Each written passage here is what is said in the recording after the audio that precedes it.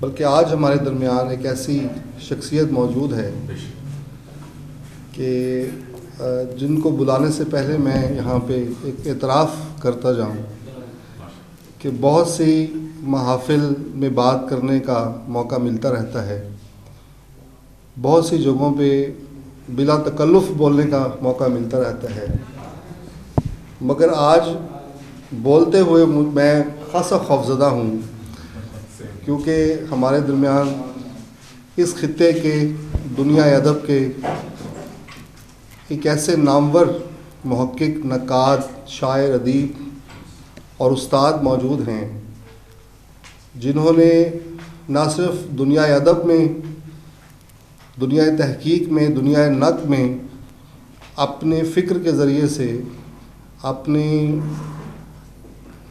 تحقیقی صلاحیتوں کے ذریعے سے اپنا لوہا منوایا ہے، بلکہ اس پورے خطے میں، اس پورے ریجن میں بطور استاد کے جو خدمات انجام دی ہیں، ادب کی، زبان کی، شخصیت سازی کی جو ایک روایت یہاں قائم کی ہے، وہ اس خطے کے نہیں بلکہ ہماری اردو دنیا کے اکابرین میں شامل ہوتے ہیں۔ میری مراد پروفیسر ڈاکٹر اسد اریب صاحب سے ہے۔ اس سے پہلے کہ میں چند ابتدائی کلمات یہاں ادا کروں، میں استاد محترم پروفیسر ڈاکٹر اسد اریب صاحب سے گزارش کروں گا کہ وہ اسٹیج پر تشریف لائیں۔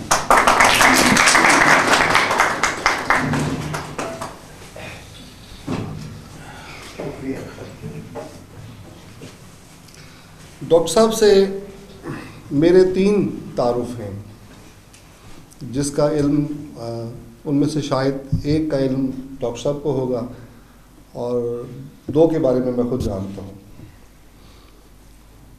پہلا تو یہ ہے کہ جب ہم ابھی اسکول میں پڑھتے تھے اور گلگشت میں ہم رہا کرتے تھے، تب ہم ایک بہت نستعلیق شخصیت کو کبھی کبھار حیدریہ مسجد آتے ہوئے یا ایمرسن کالج، جو آج ایمرسن کالج ہے، وہاں جاتے ہوئے سر راہ دیکھا کرتے تھے، اور ساتھ ہے کہ ڈاکٹر صاحب کی جو ایک شخصیت تھی، اس کے اندر جو ایک روب تھا، اور ڈاکٹر صاحب کی جو نفاست تھی، ہم جیسے ملتانیوں کو ہمت نہیں پڑتی تھی، ایک تو اپنی عمر کے لحاظ سے بھی اور اپنے مرتبے کے لحاظ سے بھی، کہ ہم ڈاکٹر صاحب سے ہم کلام ہوں۔ دوسرا تعارف، بلکہ اس میں یہ کہ ڈاکٹر صاحب حیدریہ روڈ پہ ڈاکٹر صاحب کا گھر تھا اور میں حیدریہ مسجد کے بالکل سامنے والا ہمارا گھر تھا، تو تقریباً راستہ کسی حد تک ایک بنتا تھا جس پر ہم ڈاکٹر صاحب کو دیکھا کرتے تھے۔ دوسرا، جب میں فرسٹ ایئر میں آیا ایمرسن کالج میں، یہ 1984 کی بات ہے، تو ہم نے اپنے اساتذہ میں دیکھا کہ اردو کے اساتذہ میں ڈاکٹر اسد اریب صاحب موجود ہیں۔ وہاں اردو کے اور بھی اساتذہ تھے، افتخار حسین شاہ صاحب ہوا کرتے تھے، اسی طرح پروفیسر غلام سرور گوندل صاحب ہوا کرتے تھے، اور بھی اساتذہ ہوا کرتے تھے، عبدالعزیز بلوچ صاحب ہوا کرتے تھے، اسلم انصاری صاحب، مگر ان میں اگر سب سے نمایاں اپنی شخصیت کے اعتبار سے، اپنی گفتگو کے اعتبار سے، اور اپنی داخلی اور خارجی اپنی شخصیت کے بنیاد پر جو سب سے مختلف اگر کوئی تھے تو ڈاکٹر صاحب تھے۔ ایک تو فرسٹ ایئر میں میں فرسٹ ایئر میں بدقسمت تھی کہ ہم ان کے براہ راست شاگرد نہیں ہو سکا میں ان کا، مگر یہ موقع مجھے ملا جب میں 3rd ایئر میں 86 میں ہی 86 میں داخل ہوا، تو BA اردو لٹریچر کی جو کلاس تھی، اردو ادب کی جو کلاس تھی، وہ ہماری شاہ صاحب لیا کرتے تھے، پروفیسر افتخار شاہ صاحب۔ باوجود انہیں چند دنوں کے لیے رخصت پہ وہ گئے، 10-12 دن کے لیے، 15 دن کے لیے، اور ہماری خوش قسمتی کہ ان دنوں میں ہماری کلاس ڈاکٹر اسد اریب صاحب نے لی۔ اس زمانے میں جو ہمارا کورس تھا BA کا، اس میں غالب کی ردیف نون جو تھی وہ ہوا کرتی تھی، اور ان دنوں میں ہم غالب ہی پڑھا کرتے تھے۔ تو ڈاکٹر صاحب آئے، وہ فراق اور وہ وصال کہاں، وہ شب روز و ماہ و سال کہاں، غالباً یہ غزل تھی. اس دن مجھے پہلی مرتبہ پتہ چلا کہ کسی بھی شعر کی تفہیم کے لیے ضروری نہیں کہ پہلے مصرے سے ہی آغاز کیا جائے. بعض اوقات شعر کی تفہیم کے لیے دوسرے مصرے سے پہلے رجوع کرنا پڑتا ہے، اور پھر جا کر آپ پہلے مصرے کی جو باریکی ہے، اس کی ماہیت ہے، اس کو سمجھ سکتے ہیں. یہ بات مجھے پہلی مرتبہ سن 86-87 میں ڈاکٹر صاحب کے ذریعے سے پتہ چلی تھی. تیسرا تعارف بھی انہی دنوں کا ہے. میں ان دنوں میں کچھ نیا نیا لکھنے کا ہمیں شوق تھا. امروز اخبار چھپا کرتا تھا، اس کا ادبی صفحہ قسمت علمی و ادبی کے عنوان سے چھپا کرتا تھا، اور مرزا ابن حنیف صاحب اس کے ایڈیٹر ہوا کرتے تھے، اس صفحے کے انچارج ہوا کرتے تھے. تو میں بھی اپنے کچھ مضامین ادھر ادھر سے پکڑ کے، جیسے ایک فرسٹ ایئر سیکنڈ ایئر کا بچہ لکھ سکتا ہے، تو میں پیش ہوا تو ابن حنیف صاحب کے پاس. انہوں نے خیر بڑی محبت سے مضمون دیکھا، اور پھر 2-3 ہفتوں کے بعد وہ چھپ گیا.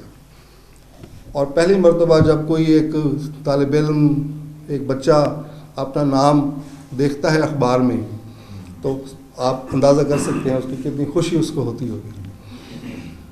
اسی صفحے پہ ایک قسط وار سفر نامہ بھی چھپ رہا تھا، اور اس کا نام تھا زمانہ سفر میں ہے، اور وہ لکھ رہے تھے ڈاکٹر اسد ریب صاحب. تو ڈاکٹر صاحب کا میں قاری بنا اس سفر نامے کے ذریعے سے. تو یہ 3 تعارف، اور ایک اور جس میں میں اور لیاقت جعفری، آج وہ ڈی جی خان ہے ورنہ وہ ضرور آتا. ہم لوگ نا لیاقت جعفری میں کوئی ڈبیٹنگ سوسائٹی ٹائپ اور مشاعرے جو ہوتے تھے بچوں کے ہمارے کالج انٹر کالجیٹ، اس میں ہم کبھی کبھار شریک ہوتے تھے. تو لیاقت نے ڈاکٹر صاحب کے پاس آیا تو کسی بات اس نے کہا کہ سر یہ جو ادبی دنیا ہے، تو ڈاکٹر صاحب نے کہا بیٹا تم شاعر ہو تو یہ ادبی ہوتا ہے، لہٰذا کسی اور آدمی کو تو رعایت دی جا سکتی ہے، شاعر کو یہ رعایت نہیں دی جا سکتی. اچھا خیر، اچھا اب ہم نادان پنجابی لوگ، ملتانی لوگ، ہمیں تو نہیں پتا تھا یہ اعراب کا زیادہ. تو لیاقت جعفری نے اگلا جملہ جو بولا، اس نے کہا یہ جو علمی ہوگا نا وہ بھی ادبی کے وزن میں ہوگا. تو اس نے کہا سر یہ علمی. ڈاکٹر صاحب نے کہا بھائی، تو کہنے کا مقصد ہے کہ چھوٹی چھوٹی باتیں ہیں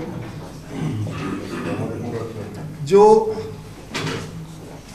زندگی کے مختلف وقفوں کے اندر، زندگی کے مختلف ادوار کے اندر جو میری یادداشت میں رہی ڈاکٹر صاحب کے حوالے سے. اور جب میں ان تمام چھوٹی چھوٹی یادوں کے ان ٹکڑوں کو جب اکٹھا کرتا ہوں تو ایک پھر مکمل ایک تصویر بنتی ہے. اور وہ تصویر بنتی ہے ایک ایسے شخصیت کی، ایک ایسے شخص کی جنہوں نے اپنی پوری زندگی تدریس کے ذریعے سے ہم جیسے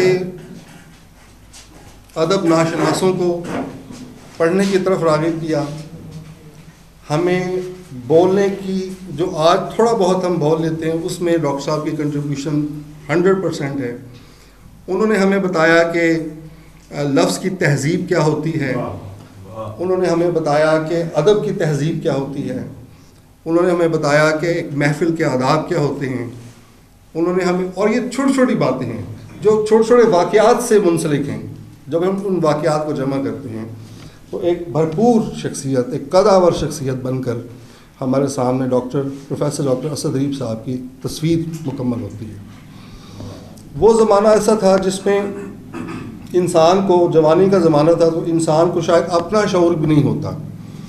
چہ جائے کہ ہم بہت سی اور چیزوں کو کنسیو کر سکتے ہوں یا اپنے اندر جذب کر سکتے ہوں، مگر جو وقت گزرا اور ڈاکٹر صاحب کی کتابیں، ان کی گفتگو اور ان کی باتیں، ان کے مضامین نظر سے گزرتے رہے، تو اندازہ ہوا کہ ڈاکٹر صاحب صرف استاد ہی بڑے نہیں تھے، وہ نقاد بھی بڑے ہیں، وہ محقق بھی بڑے ہیں، وہ ادیب بھی بڑے ہیں، وہ شاعر بھی بڑے ہیں، اور ان سب سے بڑھ کے وہ انسان بھی بڑے ہیں.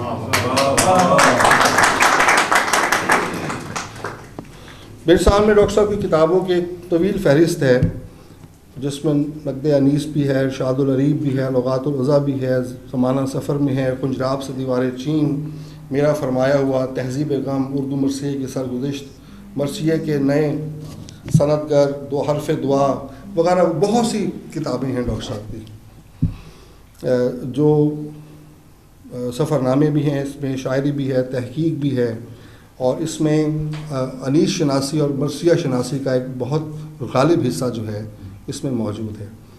تو یہ ہماری آج خوش قسمتی ہے، اور میں سمجھتا ہوں کہ ہمارے ملتان آرٹس فورم کا یہ اعزاز ہے، یہ آنر ہے ہمارے لیے کہ ڈاکٹر صاحب یہاں تشریف لائے ہیں، اپنے شاگردوں کے بیچ میں تشریف لائے ہیں۔ ہم یہاں پہ جو بیٹھے ہیں ان میں سے اکثر ڈاکٹر صاحب کے شاگرد ڈائریکٹلی یا انڈائریکٹلی کوئی ان کی کتابوں کے ذریعے سے ان سے استفادہ کرتا رہا ہے، اور کوئی براہ راست ان سے، جیسے میں چونکہ ان کی کلاس میں بیٹھا رہا ہوں، شاید شوکت بھی یا کوئی اور دوست بھی۔ تو آج میں دلی طور پہ بہت خوش بھی ہوں، تھوڑا خوفزدہ بھی ہوں، کہ ڈاکٹر صاحب کے سامنے بولنا جو ہے تھوڑا سا مشکل ہوتا ہے، کیونکہ ہمیں اپنے لفظ کی کم مائگی کا احساس ہے، اور ہمارے سامنے ایک ایسی شخصیت بیٹھی ہے جو ان لفظوں کی پوری تہذیب اور اس پورے پس منظر کو جو ہے اچھی طرح اس سے آشنا ہے۔ تو ڈاکٹر صاحب بہت بہت شکریہ، ممنون ہوں اپنی طرف سے، ملتان آرٹس فورم کی طرف سے، کہ آپ یہاں تشریف لائے، ہمیں اعزاز بخشا، ہمیں آپ نے مان بخشا۔ آج کا جو نشست ہے بنیادی طور پہ یہ ایک مکالمہ ہے، ایک گفتگو ہے۔ گفتگو میں بہتر تو یہ ہوتا ہے کہ ہم کسی ایک موضوع کو طے کر لیتے ہیں اور پھر اس کو لے کے آگے بڑھتے ہیں، مگر نہ جانے کیوں آج دل میں تھا کہ 2-3 چیزوں کے حوالے سے میرا دل ہے آج اس پہ بات بھی کی جائے، اور ڈاکٹر صاحب تھوڑا سا جب گفتگو شروع فرمائیں گے تو تھوڑا سا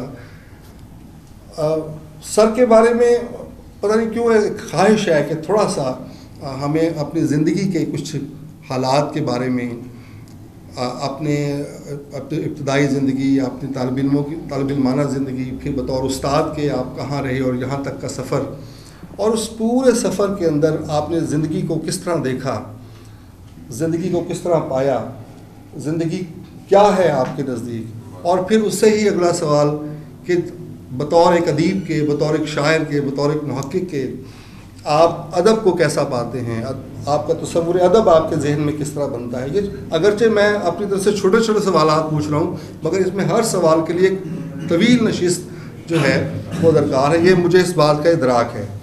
مگر میں چاہوں گا کہ ڈاکٹر صاحب اب تھوڑی سی اس حوالے سے بھی روشنی ڈالیں گے۔ اسی طرح میرے خیال میں کوئی اردو ادب میں کوئی کام، اور بالخصوص انیس و مرثیہ کے حوالے سے کوئی ایسا کام نہیں ہو سکتا مستند جس میں ڈاکٹر صاحب کی کتابیں جو ہیں بطور حوالے کے شامل نہ ہوں۔ تو میں اس میں تیسرا حصہ گفتگو کا یہ بھی ہو سکتا ہے کہ مرثیہ کے حوالے سے، تنقید و تحقیق کے حوالے سے۔ تو ڈاکٹر صاحب یہ آپ جس طرح مناسب فرمائیں، آپ تھوڑی سی گفتگو کریں گے یہاں پہ، پھر ہم جتنے بھی یہاں دوست بیٹھے ہوئے ہیں وہ حسب توفیق اپنے اپنی عقل کے مطابق، اپنی اپنی دانست کے مطابق تھوڑا سا آپ کے ساتھ ایک مکالمہ، اور ہماری خواہش بھی ہے، ہم چاہتے بھی ہیں۔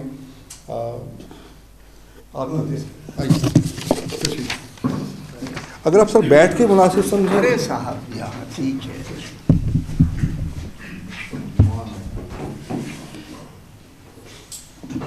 دنیائے ادب کے نامور محقق، ادیب اور نقاد ڈاکٹر اسد اریب، اس سے بڑا کمزور جملہ، اس سے بڑا بے محل جملہ میں نے شاید کم سنا ہوگا۔ میں اسی جملے سے مکالمے کا آغاز کرتا ہوں، اسی جملے سے کہ یہ کیوں کمزور ہے۔ جب کسی شخص سے آپ مخاطب ہوں اور وہ آپ کا مخاطب ہو، جب کسی شخص سے آپ مخاطب ہوں اور وہ آپ کا مخاطب ہو، تو اس کے روبرو کوئی ایسے جملے مت کہیے گا کہ جس سے وہ خود شرما جائے اسے خود حجاب آنے لگے. کیا کہیں وہ خود شرمسار سا اپنے آپ کو محسوس کرتا ہو. لیکن میں نے اپنے بڑوں سے سنا ہے، گواہ رہیے گا، بار خاطر نہ کیجیے گا، میں نے اپنے بڑوں سے سنا ہے کہ بڑے لوگوں کی پہچان یہ ہے کہ وہ چھوٹوں کو بڑا کر دکھاتے ہیں. چھوٹے لوگوں کی پہچان یہ ہے، کم ظرفوں کی، سفلہ پروروں کی، کہ وہ کوشش کرتے ہیں کہ بڑوں کو چھوٹا کر دکھائیں. کیا کہیں. اپنے جملے سے مجھ چھوٹے آدمی کو قدرے وہی یونیورسٹیوں کے ہیڈ جس کی چاہے تنخواہ رکوا دیں بھائی، ایک نوٹ کے دیں. یہ عامر سہیل میرا ایک ایسا عزیز ہے کہ اسے گنتی بھی نہیں یاد رہتی. اس نے کہا میری ڈاکٹر صدریف سے 3 نسبتیں، اس نے 4 نسبتوں کا ذکر کیا اور میں اس کے قربان جاؤں. اور آپ سب بھی اس قربان گاہ پہ چلیے گا. خون نہیں بہے گا، خون بڑھ جائے گا. ایک 5ویں نسبت کا اس نے ذکر نہیں کیا، وہ تھے سینٹرل مارکنگ کا گناہ، کہ اس گناہ میں یہ بھی شریک نجاست تھا میرے ساتھ. یہ اندر کی نجاستیں کیا کیا ہیں. اگر پردہ کبھی کھولے اٹھائیں گے، پردہ اٹھتا ہے کہہ کر، تو بڑے بڑے لوگوں کا زیر ناف نظر آ جائے گا جو چھپا رکھا ہے. زیر ناف کا جواب بڑے بڑے لوگوں کا. 5ویں نسبت وہ تھی کہ یہ 14 دن ہمارے ساتھ ہماری نگرانی میں ایمانداری کے سائے میں بے ایمانی کرتا رہا. وہ کیا ہے، وہ یہ ہم سب جانتے ہیں. میں ڈاکٹر صدری 86 برس 3 ماہ 7 دن کا ہو چکا ہوں. یہ جھوٹ نہیں ہے، اور ابھی بہت جیوں گا. یہ اور بات ہے کہ اگلے لمحے خبر آئے اعلانوں مسجدوں سے. خدا مسجدوں کے اعلان سے مجھے بچائے. صبح ہوئی ڈپریسڈ قوم، گھٹی مری کچلی دبی بھوکی ننگی آزردہ قوم. صبح ہوئی اعلان ہو رہا ہے اللہ دتا کی اماں جان کا انتقال ہو گیا ہے. شریک ہو کر ثواب دارین حاصل کری. پہلی اطلاع مجھے مائک پر یہ دی جا رہی، اے بےہودہ قوم، لوگوں کو جینے کا موقع دے، ایسی آوازیں دے کہ انہیں سانسیں لینے میں تکلف محسوس نہ ہو. یہ آواز سن کر وہ بیمار جو زمین پر ایڑیاں رگڑ رہا ہے اور اگلے لمحے موت کی آرزو کر رہا ہے، اس کو کیا صدا دے گی یہ آواز. اللہ دیتا کا انتقال ہو گیا ہے، ثواب دا. بھائی آپ میں سے کوئی ہے ایسا میرا پیارا دوست؟ بھائی عامر سہیل، شاہد عباس میرا بڑا عزیز ہے. کیسے کیسے لوگ، سیال بیٹھا ہے، بڑے بڑے لوگ بیٹھے ہوئے ہیں. ایک بات کہہ دوں آپ سے، عامر عابد، یہ سہیل بھی بیٹھا ہوا، بہت سے لوگ، میں ہر ایک کا نام نہیں لے سکتا، بے ادبی ہوتی ہے. لیکن ایک بات کہتا ہوں آپ سے، کیا آپ میں سے کسی شخص نے ثواب کو کبھی مفرد بھی سنا ہے؟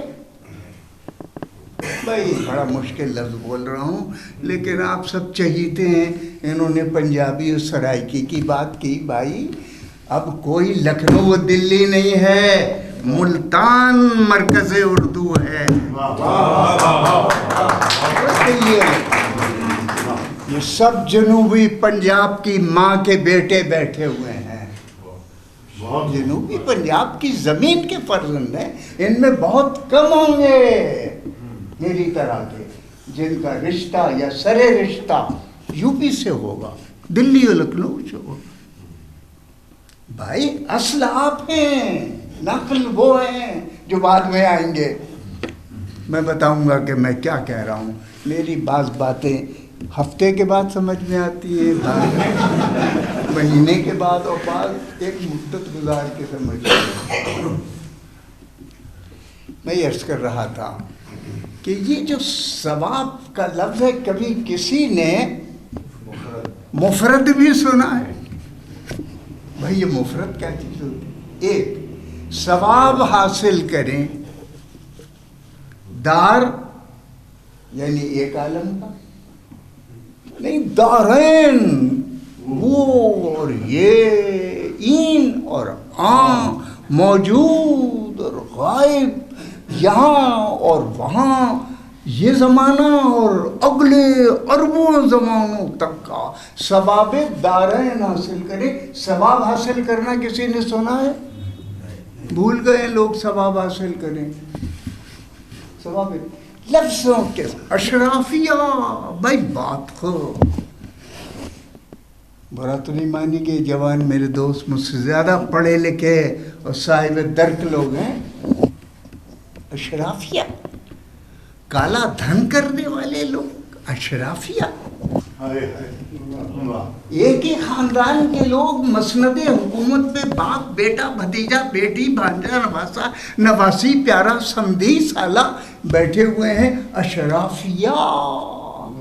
اور یہ بیچارے ارزالیہ اور ارزلیہ یہ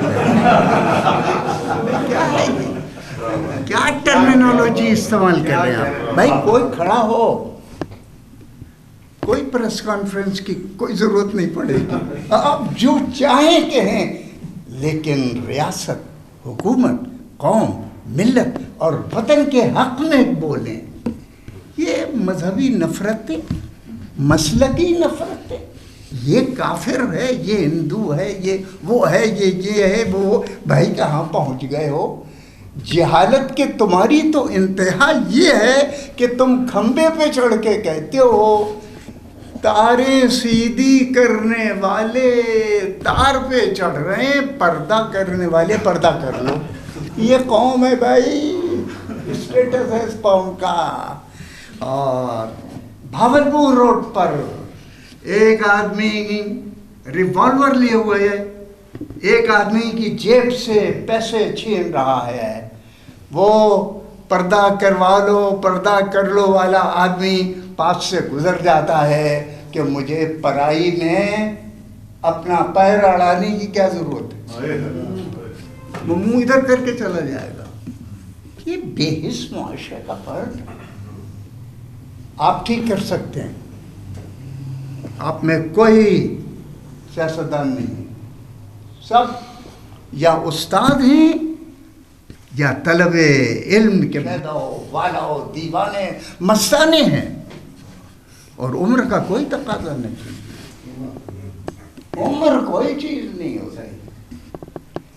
مجھے اپنے مرشد معانی میر کا شعر یاد آ گیا.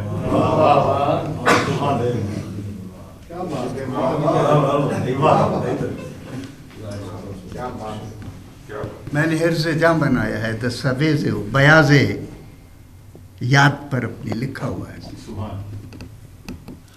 رندی حسن پرستی مستی یہی عمل ہے برسوں سے.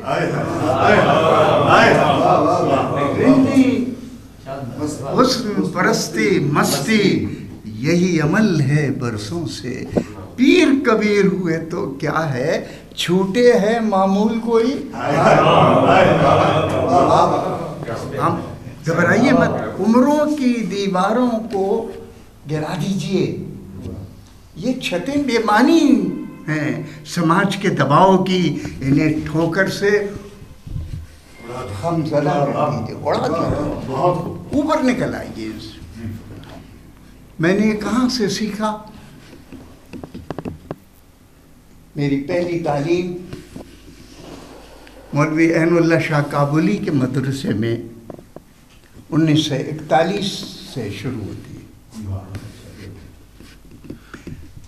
بعض ریکارڈ ایسے ہیں جس میں 40 لکھا ہے، بعض میں 41 ہے. اس وقت میں کتنا ہوں گا، 37 ہے میری پیدائش، یہی 4-5 سال کا ہوں گا. تختی میرے ہاتھوں میں ہوتی تھی لکڑی کی، جو اب آپ کو نظر نہیں آئے گی. راشد سیال کے پاس شاید وہ موٹا سا قلم ہو، جو میرے استاد عین اللہ شاہ صاحب مجھے سزا دینے کے لیے میری انگلی موڑ کر ڈالا کرتے تھے. موٹا سا ڈاکٹر کا قلم ہوتا تھا. وہاں سے میں شروع ہوا. ایک دیسی رامپوری ٹوپی میرے سر کے اوپر میری ماں بغیر ٹوپی کے نکلنے نہیں دیتی تھی. اور جب حجام کے پاس بال بنوانے جاتا تھا تو میرے باپ یوں کر کے کھڑے ہوتے تھے کہیں انگریزی بال نہ بن جائے. میرے تعلقات حجام سے، بچہ تھا نا، کوئی مٹھائی وغیرہ کے ہوں گے، باتیں ہوتی نا بڑوں سے تعلقات کی، تو وہ سمجھتے تھے انگریزی بال نہ بن جائیں اس کے. خیر وہ بھی صحیح. پھر میں جناب جب دوسری جنگ عظیم کی بہاریں میں نے دیکھی ہیں بھائی، دوسری جنگ عظیم کے جلوے کیے ہیں. جہاز اڑتے ہوئے کبھی کبھی آتے تھے. اب تو کھلونا ہے جہاز، اس وقت حیرت تھے ہمارے لیے جہاز. وہ زمانہ بھی ہم نے دیکھا. 44-45. ایک اندر کی بات بتاؤں کہ جس چیز میں مجھے اب ادراک شروع ہوا ہے، نفی. ادراک کا مطلب ہے، افلاطون کے لفظوں میں کہہ رہا ہوں بھائی، افلاطون پر بھی کسی دن مجھ سے بات چیت کر لو. اس وقت 2 امامتوں کی ضرورت ہے اس معاشرے کو. ایک افلاطون کی، سماجی معاشرت امامت کی بات کر رہا ہوں، ایک افلاطون کی اور دوسری شیخ سعدی کی. ان دونوں کو آپ نے نکال دیا ہے. یہ ادراک کے فلسفے کے معلم تھے دونوں. میں نے اپنے ادراک سے بہت سی چیزوں کی نفی شروع کر دی ہے. ڈیڈکٹیو نالج، باہر کی نہیں اندر کی نالج سے میں نے، تو جب میں کوئی 13 سال 11 کا 11 12 13 14 کا ہوا تو میں نے ایک مدرسے شمس العلوم عربیہ اسلامیہ میں شبینہ کلاسوں میں داخلہ لیا. یہ لفظ شمس العلوم عموماً دیوبندی مسلک کی فکر کا لفظ چلتا ہے بڑے صغیر میں، لیکن نہیں، میرے زمانے میں یہ بریلوی فکر کی اداروں کا نام تھا. اور شمس العلوم میں میں نے ابتدائی درسیات پڑھی. اور صرف و نحو عبد الرحمن کی بڑی مشہور، آپ نے ابھی کہا کہ وہ پنجابی تھا، عبد الرحمن امرتسری تھا. تمام دینی مدرسوں میں جس کی صرف و نحو اردو میں پڑھائی جاتی تھی. عربی قواعد آج بھی، اے اردو کے پرستاروں، آج بھی اسلام کا پورا دین اردو اور فارسی میں پڑھایا جا رہا ہے. عربی کے قواعد بھی. ملا عبد القادر جرجانی، ملا عبد القاہر جرجانی، عربی کا عالم، فارسی کے ذریعے اردو میں پڑھایا جا رہا. ہم نے شمس العلوم میں یہ ادراک کیا کہ شاعری بڑی چیز ہے. اکثر لوگ شعر کے عاشق بیٹھے ہیں یہاں، کہتا ہوں اگر اجازت دیتے. شاعر پروردگار کی آواز میں آواز ملا کر چلتا، بولتا، لکھتا اور پڑھتا ہے. نثر نگار نہیں. نثر نگار نہیں، نثر نگار غیر خلاق ہے. یہ بات بڑی عجیب کہی ہے میں نے، نثر لکھنے والے، حالانکہ میں نثر کا ہی مزدور ہوں بھائی، بلا اجرت والا. میں نثر کا مزدور ہوں، نثر کا محنت کش ہوں، لیکن میں سچ بولنے کی میں نے ایک ہی بات سیکھی ہے، سچ بولیے. زندگی کا سب سے بڑا سرمایہ سچ ہے. جتنی عمر بڑھتی جاتی ہے شاید یہ ادراک بڑھتا جاتا ہے سچ کا. شاید میں عرض کر رہا تھا کہ میں نے ان مدرسوں میں تعلیم حاصل کی، یہ عربی اور اسلام کے مدرسے تھے، مگر اس عربی اور اسلام کا مجھ پہ قطعاً کوئی اثر نہیں. یہ شاید تھوڑا بہت جانتا ہو سہیل کہ چھوٹا سا تھا، بچے جیسے ہوتے ہیں ایسا، تب یہ میرے شاید اس اسلام کو تھوڑا بہت کہے گا جی میں جانتا ہوں. لیکن میں قمر شہزاد ہوتا وہ شاید بتا دیتا، یا کوئی اور لوگ جو میں نے دیکھا ہے. بھائی پتے کی بات کہہ دوں کہ یہ فراری آداب، یہ مفرور، فراری و مفرور وہ والا نہیں جو آج کل مطلوب ہے. میں سامنے ہوں بالکل. یہ فراری اور مفرور ان مدرسوں کا اتنی روشنی لی ہے اس نے اس فرار سے کہ کسی نے قرار کے بعد اتنی روشنی نہیں لی ہوگی. اس فرار کے بعد میں نے، اور یہ بھی کہتے چلوں، اہل سنت کے بہت بڑے جید عالم ابھی جن کی برسی منائی گئی، محمد یار خان صاحب نعیمی اجیانی والے، اللہ یار خان صاحب کے صاحبزادے شیخ الحدیث کے، وہ بھی اسی مدرسے کے پڑھے ہوئے ہیں، شمس العلوم کے، جس کا میں پڑھا ہوا. ماہر القادری نے بھی اسی مدرسے میں تعلیم حاصل کی.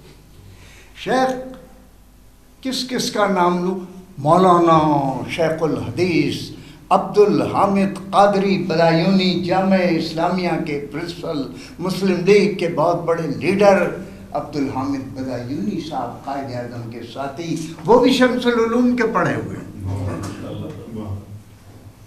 موضوع القرآن فی البیان شاہ عبد القادر بھی اسی مدرسے کے پڑھے. تو میں نے اپنی داستان علم سناتے سناتے یہ بات کہنا چاہیے کیا کہ یہ فراری، یہ مفرور ادراک کی ایسی منزل پہ آ پہنچا ہے کہ یہ بات کہنے کی ہمت پاتا ہے اگر آپ اجازت دیں.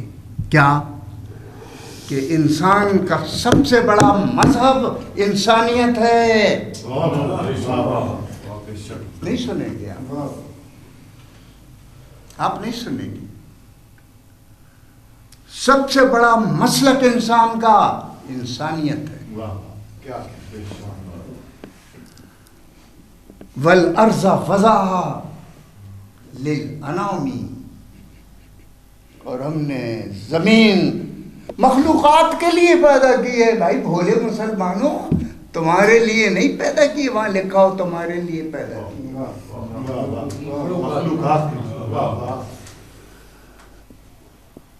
والسماء رفعها ووضع المیزان، اور ہم نے نظام میزان وضع کیا ہے. مسلمانوں تمہارے لیے نہیں.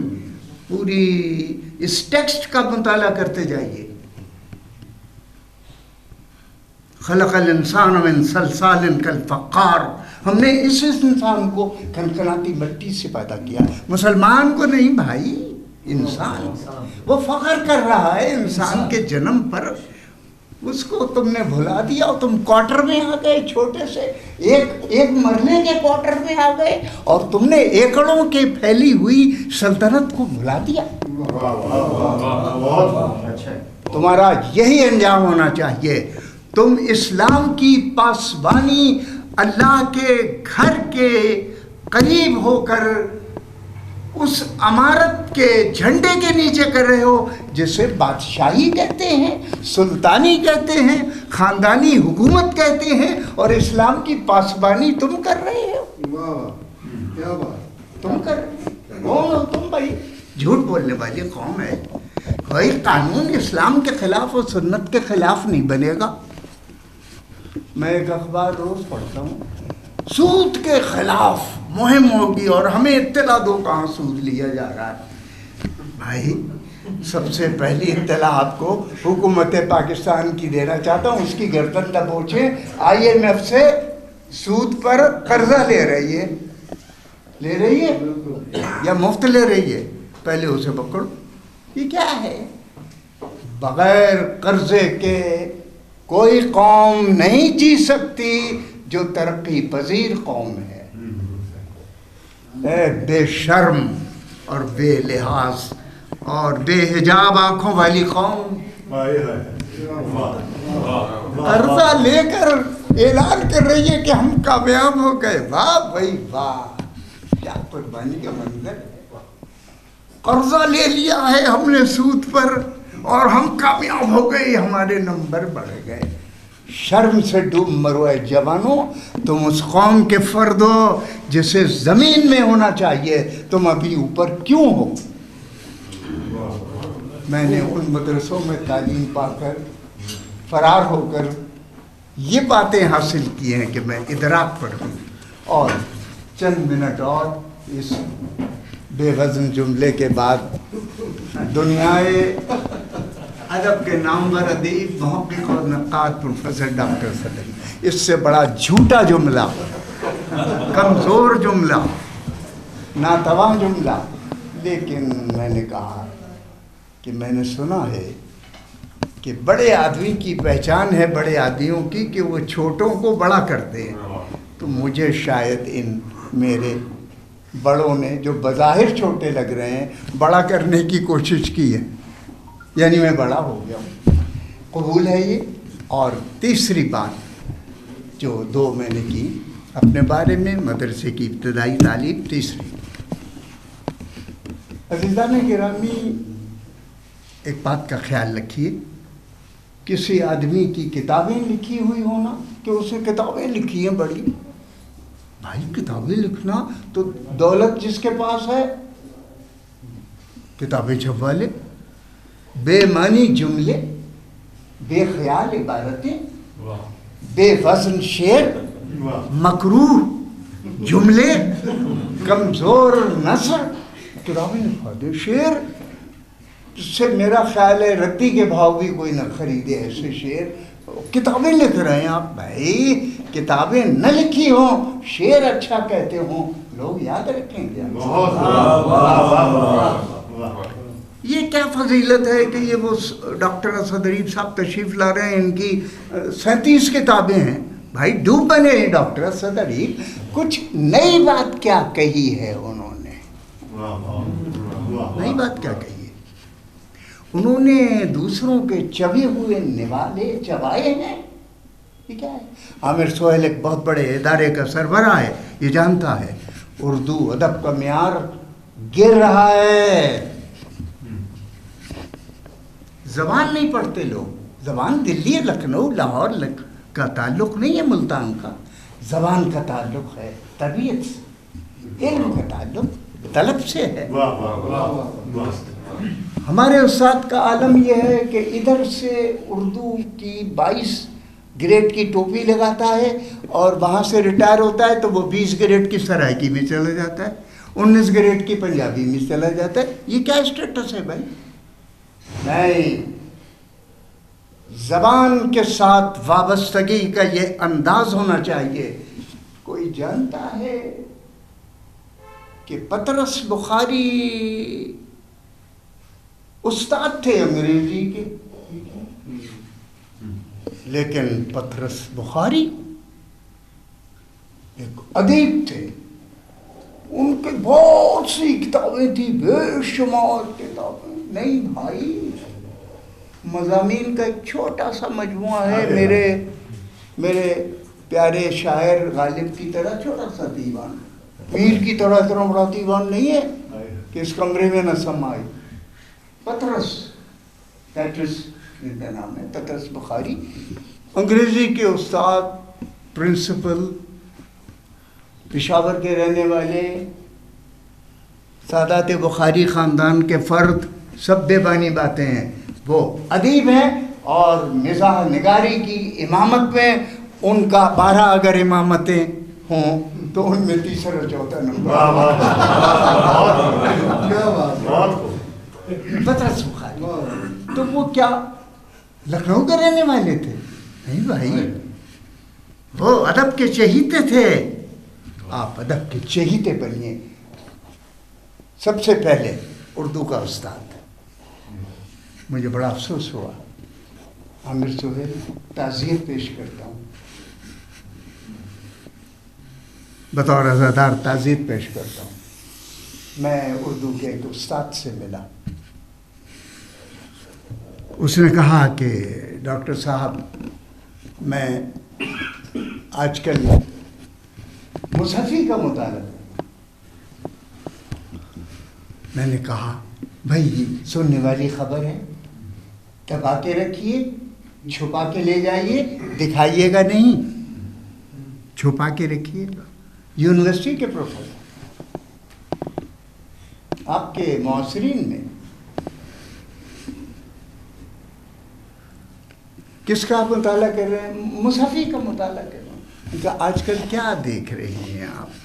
اس کی ایک تنقیدی کتاب ہے، تاریخ ادب اردو پہ فارسی میں ہندی گویا، وہ پڑھ کہ نہیں میں عقد ثریا کا مطالعہ کر رہا ہوں. کتاب ہے، مصحفی کی کتاب ہے، عین قاف دال. عقد کے معنی نکاح ہے، صحیح ہے. عقد ثریا ایک طوائف ہے، بڑی اچھی بات ہے. ثریا ایک لڑکی ہے، ثریا ایک خوش جمال خاتون ہے. سب عقد ثریا بھی سے. میں نے کہا ٹھیک ہے، بہت اچھا. میں گھر آیا اور رونے لگا. تعزیت یہ پیش کرا.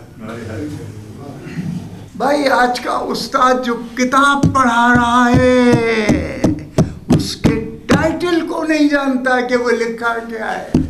وہ عقد ثریا ہے بھائی. وہ کیا ہے؟ اب ڈاکٹر صدریف صاحب سے پڑھائیں گے، اس نے نیچے عین کے نیچے زیر لگایا ہے؟ نہیں. مصحفی کی کتاب عقد ثریا ہے. ثریا ستاروں کی لڑی ہے، اور اس لڑی کو جب ہار بنا دیا جائے تو اسے عقد کہتے ہیں. تصویر یا لڑی کو کہتے ہیں عقد. اس نے کہا کہ یہ ملک بشیر الرحمان میرے ایک معاصر استاد ہوتے تھے اردو کے. ایم ایس این کالج میں میرے تو نہیں رہے، لیکن گورنمنٹ کالج میں جب جی سی لاہور میں تھا، میں جی سی کا استاد بھی رہا ہوں. وہ میرے ہیڈ تھے ملک بشیر الرحمان. اللہ کو پیارے ہو گئے، لیکن میں ابھی پیارا نہیں ہوا ہوں. ارے بھائی کب تک حضرت پیاروں کی فہرست تیار ہو جائے گی، پتہ چلے گا، گن نہیں پائیں گے آپ. خیر، کہنے لگے کہ صاحب حالی کی کتاب مجالس نساء اور یہ وہ کہنے کے پھر کہنے لگے کہ کیا مشکلات پیدا کیے انہوں نے، کہ وہاں انہوں نے لکھا ہے کہ عرق النساء لڑکیوں کو شرم آتی ہے اس کتاب کو پڑھتے ہوئے. ایک کتاب ہے حالی کی، یہی عین رے قاف، بالکل عورتوں کی لیکوریا کی بیماری ترجمہ انہوں نے مجھے بتایا، اور یہی قریب تک نساء اور حرق النساء. میرا کمرہ نمبر بخاری آڈیٹوریم میں گورنمنٹ کالج کی ایک بڑی اچھی روایت تھی، بہت اچھی روایت تھی. گورنمنٹ کالج میں کمرے الاٹ تھے پروفیسروں کو. تو میرے ساتھ مشکور حسین یاد اور لودھی ایک افسانہ نگار تھے، نام نہیں ہے، ان کے شوہر. اچھا، وہ ہم 3 آدمیوں کا ایک کمرہ تھا. تو میں نے مشہور بڑا مزاج بلا آدمی تھا. کہنے لگے کہ جی کیا بات ہوئی ملک صاحب سے؟ میں تو کوئی کہہ رہے تھے کچھ مشکلات نہیں ہیں ایسی، ٹیکسٹ ایسے ہونے چاہیے آسان، یہ لفظ ایسے نہیں آنے چاہیے فلاں، تو یہ لفظ جو ہے بڑا مشکل ہے، کیا عرق النساء، وہ بیچارے انہیں بھی لغت سے تو ڈاکٹر صدری عہد حاضر کا نقاد نامور لغت داں اور لفظ شناس آدمی ہر ہاتھ تو نہیں ہوتا، وہ بھی ایسے ہی تھے، اوپر سے گزر گئی ان کی۔ میں نے ان سے کہا بھائی یہ عرق نہیں ہے، یہ عرق ہے۔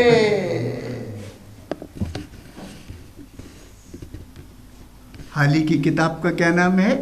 عرق، اور یہ نساء نہیں ہے، یہ نسا ہے،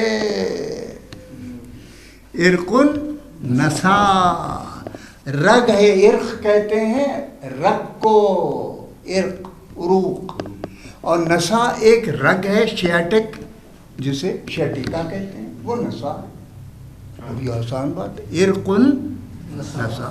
اور ان کے ذہن میں استاد محترم کے ان کے ہمکار ایک پروفیسر کا نام اس یونیورسٹی کے ہے، پروفیسر مہولا، کیا نام ہے؟ پروفیسر مہولا، مرد ہیں یا عورت مجھے نہیں صحیح معلوم، لیکن یہ کہا بھائی یہ مہولا کیا چیز ہے؟ معلوم ہوا یہ عامر سہیل، ڈاکٹر عامر سہیل، وہ بڑی شور، یہ پہلے بہت دبلا پتلا ہوتا تھا، یہ عامر سہیل جو ہے یہ تو پتہ نہیں کیا کھاتا پیتا ہے، یا میرا خیال ہے خزانے کی دو قسمیں ہوتی ہیں، ایک وہ جس سے تنخواہ ملتی ہے اور ایک وہ جس سے ہم صحیح معنوں میں حق حاصل کرتے ہیں، اس سے آدمی موٹا تازہ۔ خیر یہ مہولا بھائی کیا چیز ہے؟ مولانا ان صاحب نے پڑھاتے ہوئے بالا کے ساتھ یہ لفظ لکھا دیکھا اور کہا مہولا بالا باتوں میں یہ بات کہی گئی ہے۔ انہوں نے محبلہ کو مہولا کہا، اور اس زمانے میں وہ 19 گریڈ میں تھے یا تھی مجھے نہیں پتا، مہولا بھائی کون لوگ ہیں یہ؟ پڑخچے اڑا رہے ہیں وہ ڈپارٹمنٹ میں اردو کے پڑخچے۔ عامر سہیل آپ سے توقع ہے کہ میری ان مختصر باتوں کو سن کر آپ مجھے اجازت دیں گے، اور آپ اگر سوال کرنا چاہیں کافی ہے۔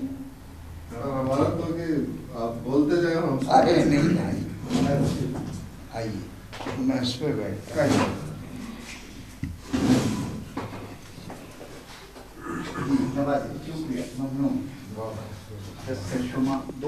اچھا اس میں ڈاکٹر صاحب کہنے میں بجا ہیں کہ دنیا ادب کے نامور ادیب، مگر ہم چونکہ طالب علم ہیں اور ہم نے ان سے پڑھا ہے، ہم انہیں جانتے ہیں، لہٰذا ہمارے نزدیک تو یہ بڑا ریلیونٹ جملہ ہے اور بہت بامعنی ہے۔ ڈاکٹر صاحب استاد ہیں، لہٰذا وہ استاد ہے کہ ایک مشکل ہوتا ہے کہ ایک وزادار آدمی کے لیے جب ان کے سامنے تعریف کی جاتی ہے تو تھوڑا سا انکساری، اور ڈاکٹر صاحب کی جس طرح کی طبیعت ہے وہ اس طرح کے جملے عموماً سنتے نہیں ہیں جو بہت زیادہ مبالغہ یا مگر ہم چونکہ طالب علم رہے ہیں، ہم ان کے ساتھ سے بہت کچھ سیکھا ہے، لہٰذا ہمارے لیے تو یہ جملہ بہت بامعنی ہے۔ تو ڈاکٹر صاحب کی تھوڑی سی گفتگو حاضرین آپ نے سماعت فرمائی ہے۔ میں یہ چاہ رہا تھا کہ آپ کچھ تھوڑے سے سوالات کچھ شاعری کے بارے میں، ادب کے بارے میں، غالب کے بارے میں، انیس کے بارے میں، یا اس طرح کی اور ڈاکٹر صاحب کی گفتگو سے اگر کوئی آپ کو سوال اخذ کرنا چاہیں تو یہ فورم جو ہے اوپن کیا جاتا ہے۔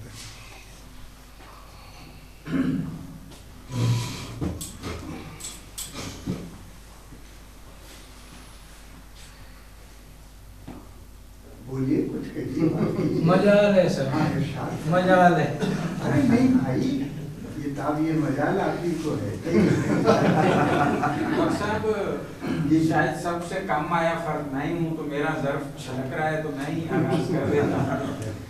میں سب سے پہلے تو یہ تھوڑا سا ایک ابتدائی زندگی کے بارے میں، چونکہ میرا تعارف، میں یعنی اپنی نالائکی کا اعتراف کرتا ہوں کہ میں پہلی بار آپ سے متعارف یہاں ہو رہا ہوں، تو میری یہ ایک یعنی شاید میں اتنا زیادہ لیکن سوال یہ تھا، اور بھی میں باتیں کروں گا، کہ آپ نے وہاں سے جو آغاز کیا ہے یو پی کے سے کیا، دلی سے آپ کی، اور پھر پاکستان آپ فوری آ گئے فیملی، یا بعد میں، یا ملتان آ کر سیٹل میں؟ یہ پہلا سوال، پھر اور بھی آپ کی باتوں سے آپ بات آگے چلے گی۔ میں ملتان تھوڑا سا اپنا تعارف، میں 4 برس سے ملتان آرٹس فورم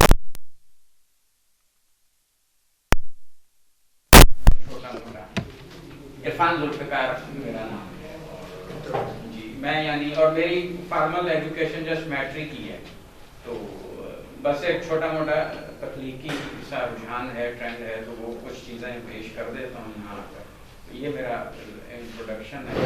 تو مجھے یہی پہلا سوال تو یہ ہے کہ آپ یو پی سے کہ کس خطے سے ہیں، اور پھر وہاں سے آگے سفر چند جملوں میں اگر بیان کر سکیں۔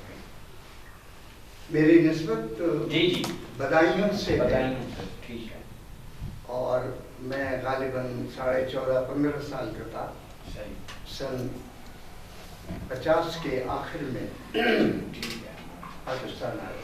ٹھیک، ڈائریکٹ ملتان ہی آنا ہوا؟ نہیں، لاہور کا رہنے والا ہوں، لاہوری ہوں، گوال منڈی میرا مکان ہے، سرمایہ ہے، دولت ہے، پھر کرش نگر میں آباد ہوا میں، اور تعلیم میری ساری لاہور کی ہے۔ میں یہاں قسمت مجھے لے آئی، لیکن یہ جواب دینا ضروری ہے، آپ کے مختصر جملے سے طویل ہو جائے گا لیکن ضروری ہے۔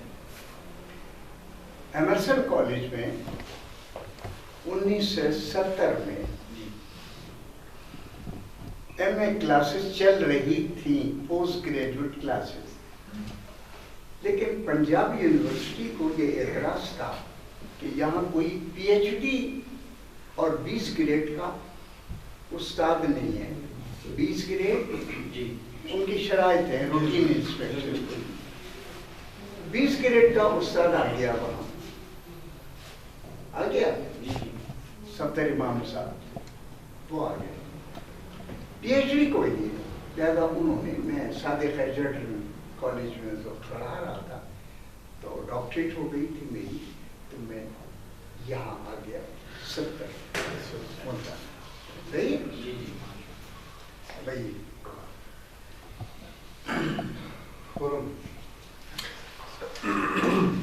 جی سر، ارشاد فرمائیے۔ سب سے پہلے خرم شہزاد ہیں، ڈاکٹر خرم شہزاد جی، اور خاص طور پہ ہمارے جو بعد کی جو ایک نسل ہے ان میں بہت پرومیننٹ پڑھنے والے ہیں، لکھنے والے ہیں، اور ان کا خاص طور پہ یہ جو جدید تنقید ہے جس میں ساختیات، پس ساختیات اور جدیدیت ماں بعد جدیدیت کے جو مباحث ہیں، ان کا پی ایچ ڈی ہے سر یاک دریلا کے حوالے سے، جو کہ رد تشکیل کا مفکر تھا، جی اور فرمائیے۔ ان کی کتاب کو پچھلے دو جی وہ میں نے دیکھی، اب فرمائیے۔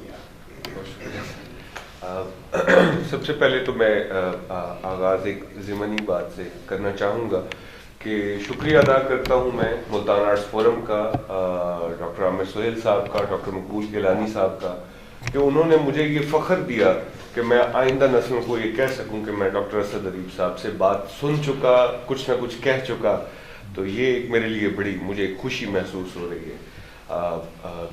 دوسری بات سر یہ کہ ہم بہت سے سوالات تھے ذہن میں، لیکن ظاہر ہے کہ میں بالکل پہلے ایک سوال عرض کرتا ہوں کہ کانٹوں پر زبان آپ کی جو کتاب، تنقیدی کتاب، اس میں آپ کی ایک کنفرنٹیشن، آپ کا ایک جو ہے وہ ایک مجھے پڑھنے کو ملا افتخار جالب صاحب سے، کہ جو آپ کا اختلاف تھا، اصولی اختلاف تھا، تو اس اختلاف کو پیش نظر رکھتے ہوئے سوال میرا یہ پہلا سوال کہ کیا آج آپ اس ماحول کو مس کرتے ہیں، ضرورت محسوس کرتے ہیں کہ چاہے اس میں اختلافات تھے مگر لوگ رائے تو رکھتے تھے، یعنی بات کرتے تھے. افتخار جالب کی لسانی تشکیلات کے حوالے سے 100 صحیح اعتراضات صحیح اس پر، لیکن کیا غنیمت لگتا ہے آپ کو کہ کچھ نہ کچھ بات ہونی چاہیے تھی؟ آج علم سے میرا خیال ہے کہ آپ زیادہ بہتر جانتے ہیں کہ رائے کے بجائے حوالہ رہ گیا ہے. تو اس تناظر میں آپ ان جھگڑوں ہی کو کہیں یاد کرتے ہیں؟ پہلا سوال تو یہ. اور دوسرا سوال سر یہ کہ آپ کا جو مقالہ ہے پی ایچ ڈی کا وہ بچوں کے ادب کے حوالے سے، تو آج ہمیں اس طرح کے ادیب کیوں نظر نہیں آتے کہ جس طرح پہلے جو غلام عباس جیسے افسانہ نگار جو بچوں کے ادب کو بھی پھول جیسا رسالہ بھی چلا رہے ہیں، خود بھی اس طرح، اور بڑے نام.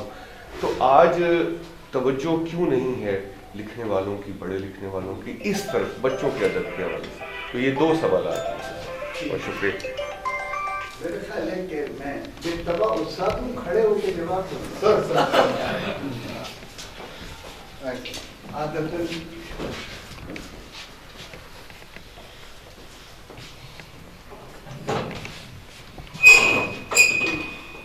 میاں یہ چائے پھر لے لیں گے، کوئی حرج نہیں.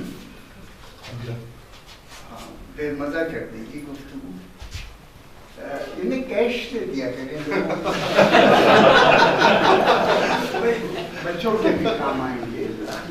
کیش الگ سے کانٹوں پر زبان. اس میں ایک مضمون ہے جدید نظم پر جو کبھی فنون میں احمد ندیم قاسمی نے چھاپا تھا، غالباً 35-40 سال پہلے کی بات ہے. اس میں یہ بات افتخار جالب کی بات کی تھی. احمد انیش کا بھی اس میں ذکر ہے، جیلانی کامران کا بھی ذکر ہے. جیلانی کامران سے بڑھ کر کوئی مابعد الجدیدیت اور فکر کی تجرید کے اعتبار سے کوئی بڑا شاعر نہیں گزرا. استانزے اس کی کتاب کا نام ہے، اسٹینزا کو اردو میں لکھا ہے استانزے. اور میرے بڑے پیارے دوست تھے، گورنمنٹ کالج میں میرے ساتھی تھے. ٹی آئی کالج کی کانفرنس ایک زمانے میں پرویز پروازی ایک صاحب میرے ہم جماعت تھے، آج کل جرمنی میں ہے، مجھے لے کر گئے. یہ کانٹوں پر زبان کا موضوع اصل مقالہ میں نے ٹی آئی کالج میں پڑھا تھا. اس میں اختلافات کی ایک نہج تھی. آپ چونکہ سب لوگوں نے وہ مضمون نہیں پڑھا ہے، میں نے نظم کی بے ربطی خیال پر، اس کی بنیاد پر گفتگو کی تھی. میرا خیال تھا کہ جدید نظم میں نثری نظم کی بنیاد یعنی اس کی ترکیب، ترتیب نہیں ترکیب، یعنی اسے مرکب جس طرح کیا جاتا ہے، اس میں آہنگ کو یقیناً ایک اہمیت حاصل ہونی چاہیے. میں یہ کہتا تھا. افتخار جالب مرحوم ہو گئے، ان کا خیال تھا کہ خیال کو مرکب کرنا چاہیے، یعنی خیال ایسا دیا جائے جو عام طور پر قوافی اور ردیف میں پابند ہو کر اپنا جلوہ نہیں دکھا سکتا، اپنا چہرہ نہیں دکھا سکتا. ہم اسے لائنوں میں، اسٹانزے یعنی اسٹینزا میں، عبارتوں میں چھوٹی بڑی ظاہر کر سکتے ہیں اجزائے خیال کے اعتبار سے. یہ بڑا مشکل مضمون تھا اور میں نے کوشش کی کہ یہ بات کہہ سکوں کیا، اور وہ بات صحیح ثابت ہو گئی. نثری نظم مر گئی، نثری نظم نہیں ہے. جسے شاعری نہ آتی ہو وہ کہہ دے کہ یہ میری نظم ہے، وہ نثری نظم. لیکن نثری نظم ہو یا معرہ یا مسجع یا مقفع یا معنی، کوئی بھی نظم ہو، نثر ہو، اس کے کچھ ضابطے ہوتے ہیں نا. تو آپ نثری نظم کا کوئی ضابطہ تو مقرر کریں گے، یا صرف عبارتیں اوپر نیچے لکھنے کو بجائے نثر کی طویل عبارتیں انشائی مضمون کے، جواب مضمون کی صورت کے بغیر شعر کی صورت میں لکھ دینے سے نثری نظم بن جائے گی؟ نہیں. لہذا اب نثری نظم ختم، کوئی نثری نظم زندہ نہیں ہو سکتی. احمد دمشق میرا دوست، میرا بھائی، میرا معتقد، محبت کرنے والا، آخری شاعر کہہ کے مرا ہے کہ نثری نظم کو اب سانسیں لینے کے لیے کسی آکسیجن ٹینٹ کی ضرورت ہے. احمد دمشق کے بعد احمد دمشق ختم ہو گیا، نثری نظم جاتی گئی. اب نثری نظم کا کوئی نام لے دیں آپ تو اور بات ہے. آپ کا جواب یہ ہے میں وہ زمانے یاد کرتا ہوں، اور ان زمانوں پہ فتح مندی کا مجھے اقرار ہے کہ میں جیسے سوچ رہا تھا. شاعری، میں نے ابھی کہا کہ الہی طاقتوں میں سے ایک طاقت فروزاں شاعری، جو شعر کہتا ہے وہ چلتا پھرتا خلیفہ ہے اللہ کا خیالات میں. ارے بھائی وہی اب پیغمبروں پر تو نہیں اترے گی، ختم سلسلہ، کیا کہنے لیکن خیال تو اترے گا. اس کا نام آپ وہی مت کیجئے، بے ادبی ہو جائے گی، پکڑے جائیں گے کسی توہین میں. اس کا نام کچھ تو رکھیں گے. افلاطون نے اس کا نام رکھا ہے ادراک، ارسطو نے معاف کیجئے سقراط نے اس کا نام رکھا ہے تحویل حقیقت. یہ کیا چیز ہے؟ وہ یہ ہے، آپ کے جواب میں عرض کر رہا ہوں، یہ کرسی، یہ مثال ہے سقراط، ارسطو اور افلاطون تینوں کے ہیں. وہ کہتا ہے کہ یہ کرسی جو سامنے نظر آ رہی ہے، سب سے پہلی کرسی، توجہ کر رہی ہے، یہ سب سے پہلی کرسی جو بنی ہے، یہ ڈیزائن کہاں سے دیکھا ہے؟ یہ ڈیزائن کہاں سے دیکھا ہے اس نے؟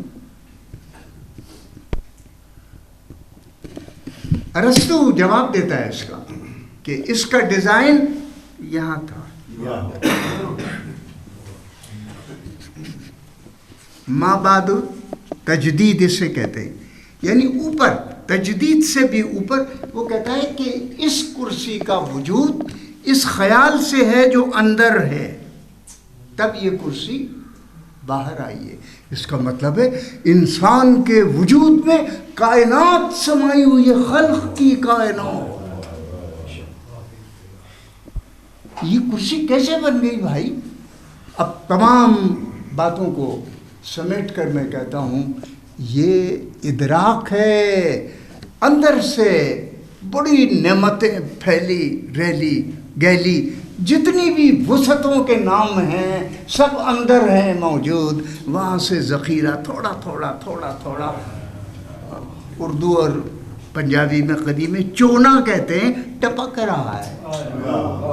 ابھی بھرپور بارش نہیں ہوئی ہے.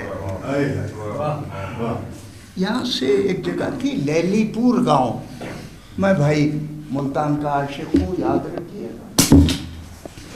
لیلی پور ایک گاؤں ہے، یہاں کا سفر تھا 2.5 گھنٹے کا، دولت گیٹ سے لیلی پور کا، اونٹ پر، گھوڑے پر. اب 12 منٹ کا سفر ہے. یہ اندر سے روشنی آ رہی ہے فتح مندی کی دنیا پہ کیسے قبضہ کیا جا سکتا ہے.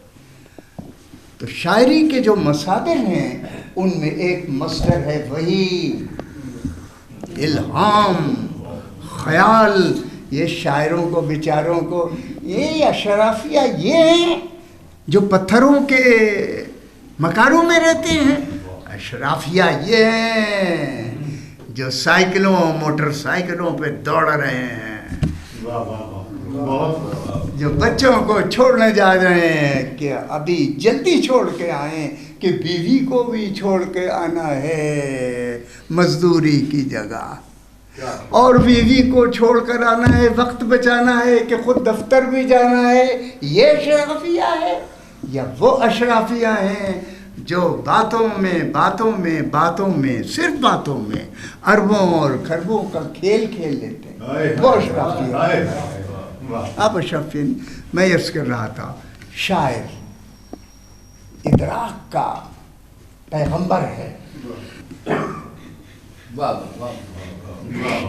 नसरी नज़म गो के नहीं है, कोई बात नहीं, नज़म मौजूद है, और जब तक नज़म मौजूद है दुनिया मौजूद रहेगी कि दुनिया इसी नज़म पे कायम है। वो शेर की नज़म हो, मिसरों की, या तरतीब कायनात हो, या अनासिर अरबा हो, या खमसा हो, सब नज़म है। ये जवाब है। सही है, शुक्रिया, नवाजिश। और कोई सवाल? जी जा रहे राशिद यार मुसव्विरे दिल नशी खुश कलम। जी फरमाइए। मेरी एक एग्जीबिशन थी सरदार बहादुर खान वीमेन यूनिवर्सिटी में, तो वहाँ मैंने एक पेंटिंग डिज़ाइन की, अल्लाह नूर समावत वल अर्ज़। तो एक वो कमांडर साहब ने आकर मुझे कहा कि सियाल साहब, ये जो आपने डिज़ाइन किया है इसमें नूर का इस्तारा आपने रोशन रखा है।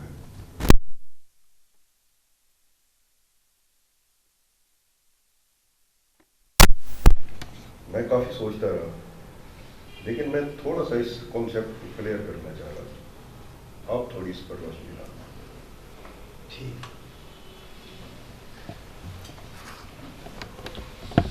अल्लाह की सिफत नूर समावात दे। मेरा मौजू तो नहीं, ये उलमा का है, साहिबाने दानिश का है, अहले मज़हब का है, और उन लोगों का है जो महराब व मिंबर पर समझते हैं इजारा हमारा है, और हम जो कहते हैं वही सच है, बाकी सब झूठ है, बाकी सब गलत है। देखिए, किसी आयत की तशरीह आलिम और तरह करता है। एक लफ्ज़ है मुनाजिर, मुनाजरा करने वाला, वो और तरह करता है। एक सीधा साधा छोटा सा मुझ जैसा मामूली दीन की वाक़फियत रखने वाला वो कुछ और करता है। आर्टिस्ट को ये हक है कि वो नूरे समावात और अर्श को किस तरह जाहिर कर रहा है, उसे आप चैलेंज नहीं कर सकते। लेकिन हकीकत क्या है, इस पर किसी का कौले हकम नहीं है। ये मैं इस आयत की बात कर रहा हूँ कि कौले हकम हो इस पर कि नूरे समावात और अर्श जो है किस तरह होना चाहिए, ये सिर्फ सब्जेक्टिव है, दाखिलियत रखता है। इसमें जवाब आपको खुद देना पड़ेगा आर्टिस्ट को। और मैं अगर राशिद सियाल की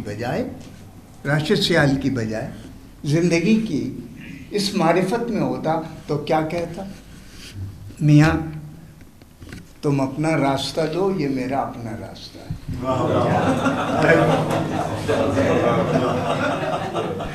क्या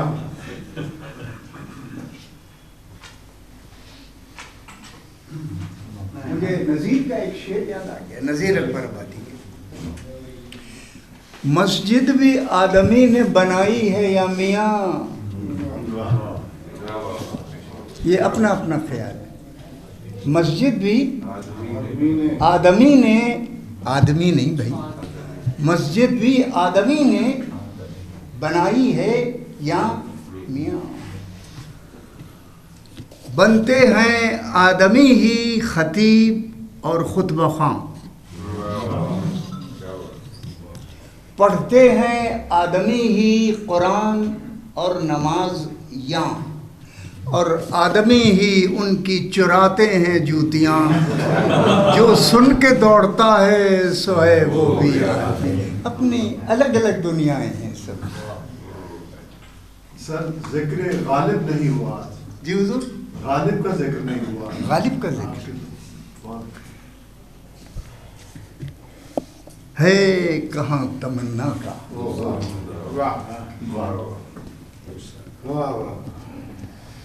میں بار بار کچھ باتیں کہنا چاہتا ہوں لیکن ڈرتا ہوں. کہہ دیں سر، آج تو کہہ دیں. یہ ڈرتا ہوں، تکلفاً کہہ رہا ہوں، سچ مچ یہ عبارتیں آپ کا ڈر نکالنے کے لیے ڈرتا ہوں آسمان سے بجلی نہ گر پڑے، صیاد کی نگاہ سوئے آشیاں نہیں. تو میں ڈرتا ورتا نہیں ہوں، عبارت میں کہہ دیا ہے کہاں تمنا کا دوسرا قدم. پاکستان، یہ بات میری باہر پہنچا دیجیے، آپ جہاں چاہیں پہنچا دیں. ترقی کرنے کی بجائے تنزل کے سفر پر گامزن ہے. ہم نے جو ترقی دیکھی ہے اس ملک کے، اے کاش وہ نظر آئے آپ کو نہیں آئے گی. ہے کہاں تمنا غالب سے یاد آ رہی ہے بات. 1960 میں MA پنجاب یونیورسٹی کا رزلٹ ڈکلیئر ہوتا ہے.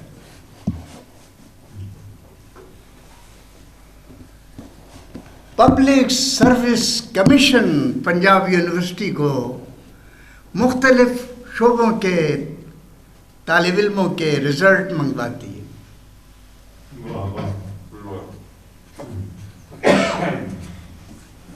اردو کمپلسری ہوئی ہے سن 60 میں. کالجز میں، انٹرمیڈیٹ میں سرکاری زبان اردو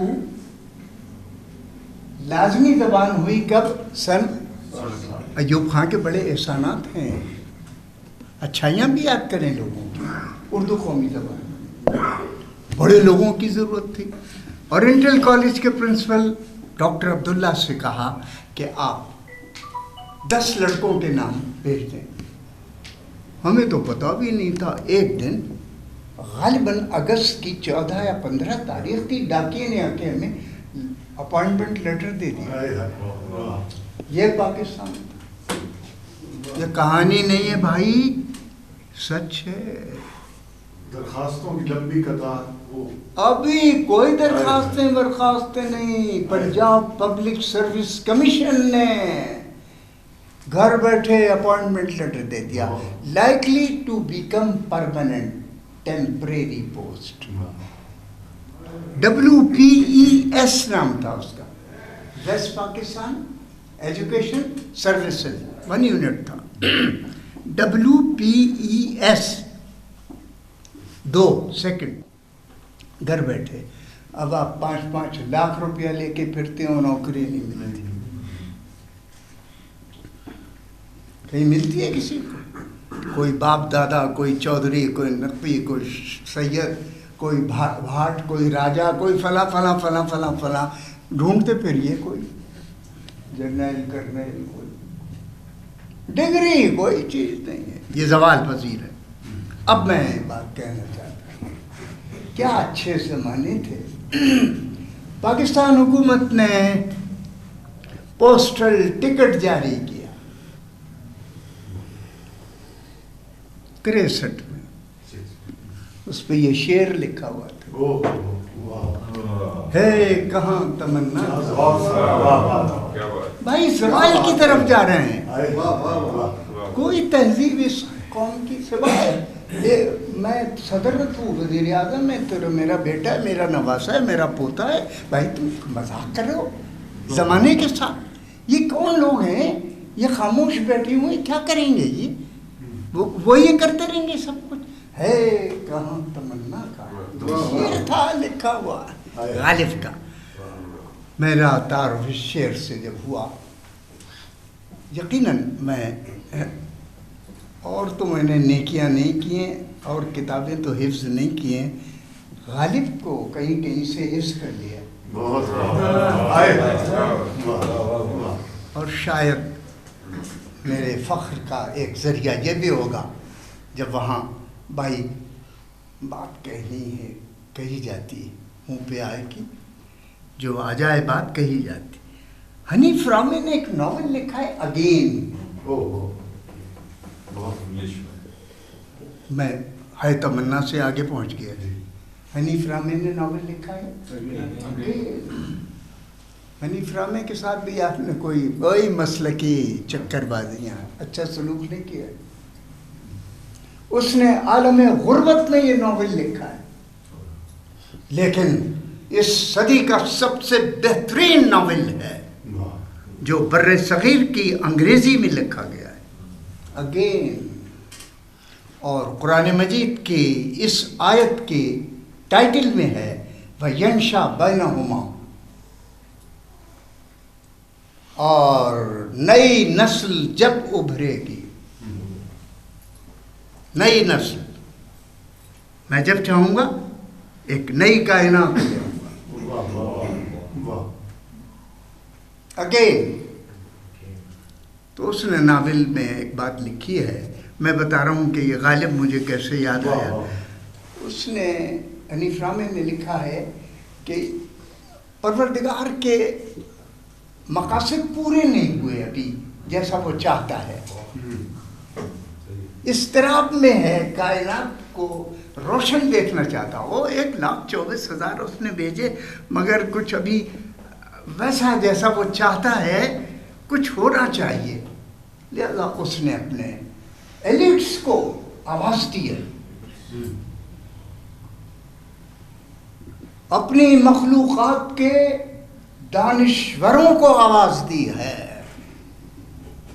اس نے افلاطون کو بھی آواز دی، اس نے پتہ نہیں آپ کے کڑوا نہ لگ جائے سچ، وشنو کو بھی آواز دی، اگین کا یہ کریکٹر ہے۔ اس نے حضرت عیسیٰ کو بھی آواز دی، اس نے حضرت ختمی مرتبت کو بھی آواز دی، سب کو آوازیں دی، آؤ بیٹھو اور نئی کائنات خلق کرنے کے لیے کیا کیا اصلاحوں کی ضرورت ہے بتاؤ۔ ارے بھائی بڑی مشکل میں تھا وہ، انویٹیشن لیٹر، بھائی میں ادھر ادھر بھاگ نہ جاؤں کہیں موضوع سے، ہے کہاں تمنا کا، انویٹیشن لیٹر لکھے جانے لگے، یہ پلشوالا والے بنے بنائے کارڈ جس میں سنگولر مسٹر کے ساتھ ریکویسٹ جو ہوتی ہے وہ بغیر اس کے ہوتی ہے، جمع کے ساتھ اگر ہے جمع کی طلبگاری کبھی پڑھ لیا کرو انگریزی جملے خریدتے ہوئے کہ وہ ساتھ دے رہے ہیں جملے کا یا نہیں۔ خیر، انویٹیشن پر مسٹر اور مسز یا فیملی لکھا جاتا ہے، جب سب دنیا کے ذہین ترین انسان جمع ہو گئے، ناول لکھنے والا کہتا ہے کہ مشکل پیش آئی کہ کیا مفرد آواز دی جائے سنگل کو آواز دی جائے تو اس پہ بہت سے لوگوں کا حق مارا جائے گا، ان کا کیا لکھیں؟ انہوں نے کہا جی مسٹر اینڈ، تو طریقہ کار ہے مسٹر، اس پر بھائی کیا کہنا، ارسطو نے کہا کہ اے رحمت عالم، پروردگار سے ارشاد ہوتا کہ جب عیسیٰ کو یہ انویٹیشن جائے گا تو پرابلم پیدا کرے گا،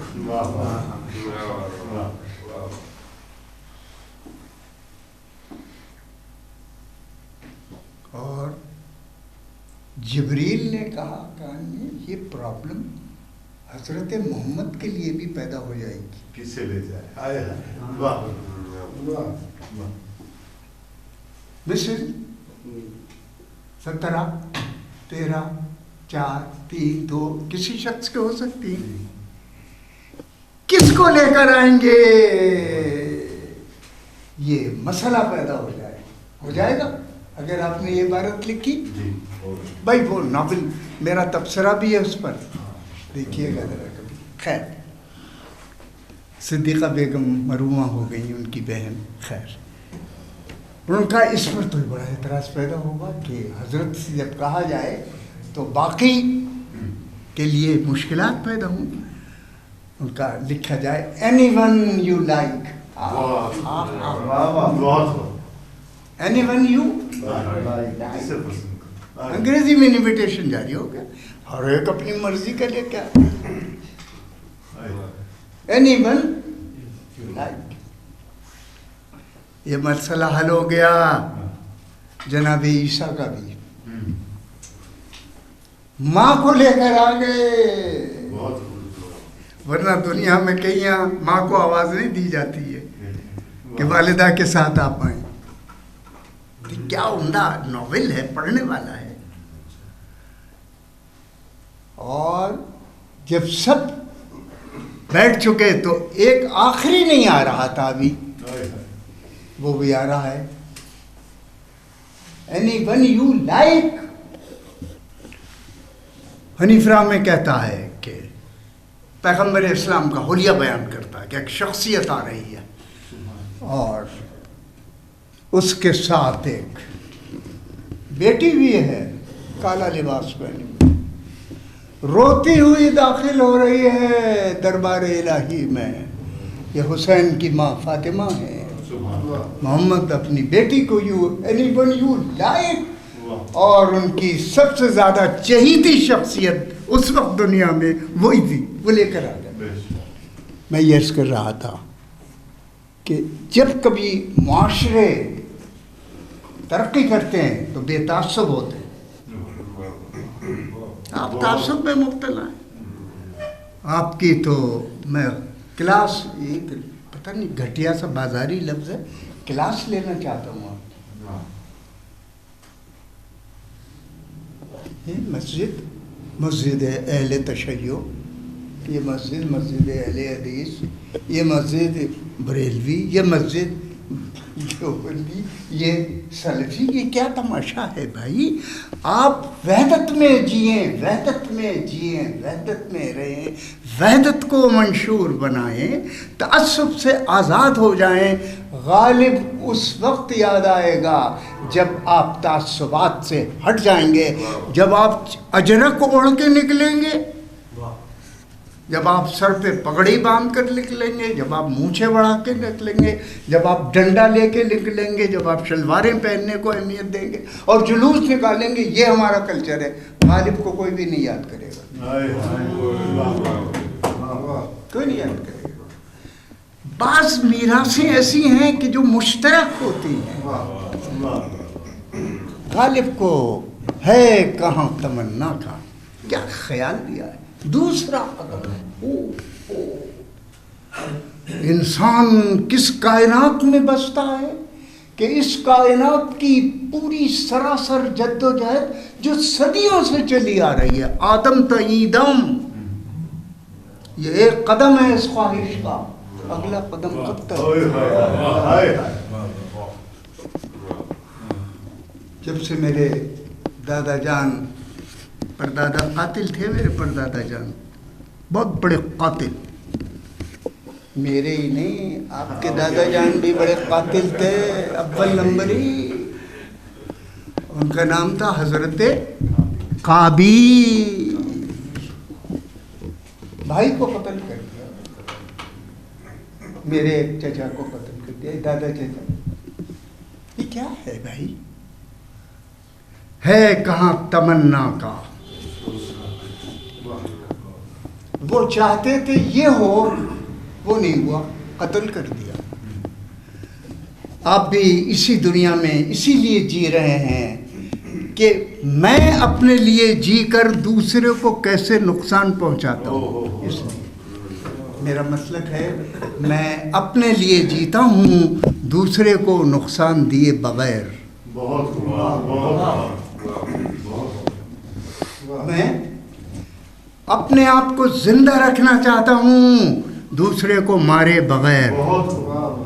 اور آپ کا معاشرہ ہے دوسرے کو مار کر آپ جینا چاہتے ہیں, آپ پیٹ بھرنا چاہتے ہیں, دوسرے کو بھوکا رکھ کر. ہے کہاں تمنا کا کیا عمدہ شعر ہے. دوسرا قدم اور یہ عالم امکان, اس کو مت سمجھیے یہ زندگی ہے, یہ حیات ہے, یہ زمانہ ہے. یہ تو دشت امکان کا ایک چھوٹا سا قرینہ ہے داخلے کا. او دشت امکان, خدا ہوتا میں اگر بندہ نہ ہوتا. یہ دشت امکان نہیں, میں پہنچا نہیں پایا, میں پہنچا نہیں پایا. میرے والد نے ایک دن تھپڑ مار دیا تھا میرے اس بات پر. میں نے کہہ دیا تھا کہ آپ میری بات سمجھ نہیں سکے. بھائی کبھی کسی بڑے سے یہ مت کہیے کہ آپ میری بات کہیے, میں سمجھا نہیں سکا, میں اپنی بات پہنچا نہیں سکا, میری بات آپ تک پہنچ نہیں سکی, یہ کہیے. تو میں آپ سے کہہ رہا ہوں شاید میری بات آپ تک پہنچ نہیں پائی. کیا مجھے تو خوار و ذلیل و رسوا و بدنام کر دیا بندہ ہونے نے. میں کیا اچھا تھا اگر اس نے توڑ کر مجھے یہاں پھینک دیا, اپنے اندر سے ٹکڑے ڈالے مجھے بھی پھینک دیا ماں کی گود میں. بھائی کیا خلق کیا ہے میرا. نہ اندر کوئی ڈیزائنر ہے, نہ پینٹر ہے, نہ معمار ہے, نہ طبیب ہے, کوئی بھی نہیں ہے. میری شکل اندر میری ماں کے پیٹ میں کیا بنائی ہے. کبھی میں ایسا بھی تھا, اور اس سے پہلے بھی بدنگاہی کا منظر تھا میری ذات میں. آپ بھی ان میں سے بہت سے ہوں گے. یہ کس نے بنایا یہ ماں کے پیٹ میں یہ حوالہ کون ہے بھائی؟ ہم نے دشت امکان کو نقشے پا ابھی تو ہم نے پیر رکھا بھی نہیں ہے. یہ دنیا اس بلندی پہ لے جا رہی ہے. پہلی خواہش تھی کہ ہمارا مکان یہاں نہ ہوتا. مکان سے مراد مقام, یعنی ہمیں یہاں رکھا ہے. کاش کے ادھر ہوتا, عرش سے مقام اپنا. پھر پوچھتا کہ کون بلند ہے اور کون پست ہے. عرش سے اوپر اگر رکھتا ہمیں تو عرش کہاں ہوتا اور ہم کہاں ہوتا. یہ غالب ہے. غالب کو یاد کیجئے, تعصبات کا شکار نہ کیجئے. ٹیکسٹ سے غالب کو بڑی بدنصیب قوم ہے بھائی. مقبول گیلانی ڈاکٹر دیکھے بھائی, اردو پڑھاتے نہیں ہیں, اردو کے ساتھ نہیں ہیں, اردو کے عاشق ہیں. کیسے کیسے لوگ بیٹھے ہوئے دیوانے. انہیں کوئی اردو کچھ دیتی ہے سوائے تسکین. اندر ایک انسان ان کے حیولہ جاگ رہا ہے, ادب, شعر اور نفاست خیال کا, وہ ادھر لے آیا ہے. میں یہ عرض کر رہا تھا کہ جب تک آپ اپنے اندر ایسی عبارتیں نہیں پیدا کریں گے جو آپ کی اپنی کی ہوئی پیدا ہیں, اپنی آفریدہ ہیں, اس وقت تک آپ خالق نہیں ہو سکتے. خالق بننے کی کوشش کیجئے. خلاق خیال, خلاق فکر, اور خلاق فکر کے ساتھ خلاق تصویر بھی آپ ہو سکتے ہیں, یعنی وضع کر سکتے ہیں کائنات.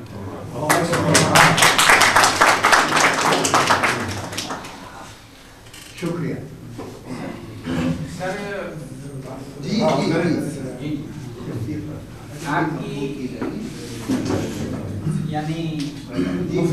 جو ہے میں اسی سے ڈرائیو کر رہا ہوں سوال. اگر ہم نالج کی فارمیشن کی بات کریں تو جب وہ فرد کی ذات سے منسلک ہوتی ہے تو ظاہری بات ہے کہ وہ اپنی انفرادیت کو بڑھاوا دینے کی اور ڈیولپمنٹ ہوتی ہے.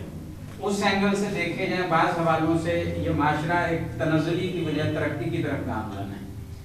ایک ہے وہ ایک خاص فارم کا تصور کہ اس کو کیسا ہونا چاہیے، اس لحاظ سے دیکھا جائے تو ہم زوال ہی کی طرف جا رہے ہیں. براہ راست اب سوال یہ ہے کہ اگر پاکستانی معاشرے میں اہل علم کا، اہل ادب کا جو بھی کردار ہے، جیسے ایک طبقہ کہتا ہے کہ یہ بہت اچھا ادب لکھا گیا، لکھا جا رہا ہے، اور ایک طبقہ خائف ہے کہ اچھا ادب نہیں لکھا جا رہا اور ادب کی مقدار بھی اتنی زیادہ نہیں ہے. لیکن جو سوسائٹی کی حالت ہے وہ فارمیشن کی بجائے جو آپ بات کر رہے ہیں جیسے تعصبات سے ہٹی ہوئی ہے، اور انڈیویجول لوگ اپنا اپنا کردار ادا کر رہے ہیں، اور ان کے ساتھ جو انسلاکات ہیں، جو ان کے ساتھ جو بھی ان کا کنٹریبیوشن ہے وہ کسی نہ کسی حد تک نظر آتا ہے.